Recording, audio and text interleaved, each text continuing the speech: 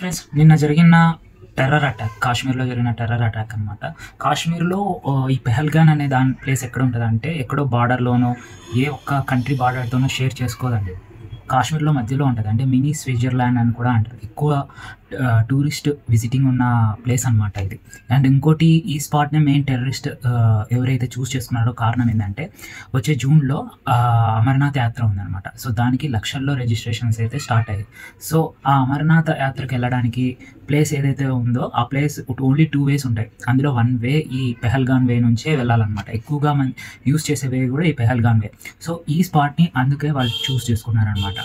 మెయిన్గా ఇక్కడ అటాక్ చేసిన వాళ్ళు వచ్చేసి టెర్రరిస్ట్ ఆర్గనైజేషన్ TRF అనే సంస్థ, ఉగ్రవాద సంస్థ క్లైమ్ చేసుకోవడం జరిగింది. ఈ TRF ఉగ్రవాద సంస్థ being a part of all-Qaeda తీవ్రవాదులు అనమాట. అంటే పాకిస్తాన్కి సంబంధించిన ఇస్లామిక్ గ్రూప్కి సంబంధించిన వాళ్ళే ఈ TRF సంస్థని అయితే పెంచి పోషిస్తారు అనమాట. ఫస్ట్ ఇది ఒక రెబల్ గ్రూప్ ఆర్మీగా ఫామ్ అయ్యి, అంటే ఒక ప్రత్యేకమైన, అంటే కాశ్మీర్ ఒక ప్రత్యేక దేశంగా చేయాలన్న ఒక గ్రూప్గా ఫామ్ అయ్యి లేటర్ ఆన్ టెర్రరిస్ట్ ఆర్గనైజేషన్గా ఇండియన్ గవర్నమెంట్ గుర్తించడం జరిగిందనమాట. అయితే ఈ పెహ్లాన్ అనే ప్రాంతానికి వరుసగా టెర్రరిస్ట్ అటాక్ ఇదే ఫస్ట్ టైం అంటే ఇది ఫస్ట్ టైం కాదు. చాలాసార్లు ఇదివరకు కూడా అటాక్ అయితే చేశారనమాట. అందులో భాగంగానే ఒక 5 months 6 months బ్యాక్ ఒక బస్సు మీద అటాక్ కూడా జరిగింది. అది కూడా వీళ్ళ పన్నాగమే అని ఇప్పుడైతే అనుమానిస్తున్నారనమాట. అయితే అక్కడికి వచ్చిన మెయిన్గా టూరిస్టులు ఎవరైతే ఎక్కువగా వచ్చారని మనం ఒక వర్గం. సో ఈ యాత్రకి ఎవరైతే టూరిస్టులు వచ్చింటారో వాళ్ళల్లో ఒక ఫోటో అయితే నిన్న వైరల్ అయిందనమాట. సో వాళ్ళైతే రీసెంట్గానే పెళ్లి చేసుకున్నారనమాట.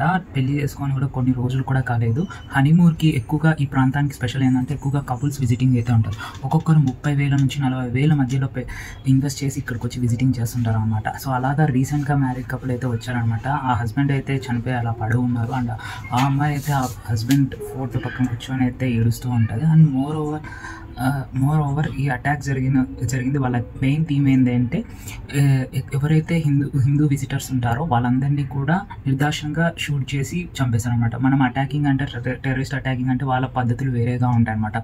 మెయిన్లీ వాళ్ళు ఒక్కోసారి ఈ సూసైడ్ బాంబ్స్ అండ్ నెక్స్ట్ ఇలా ఎక్కువ విరుచుకుపడడం అనమాట. గన్నులతో విచక్షణారహితంగా షూట్ చేసి పడేసాయి అనమాట.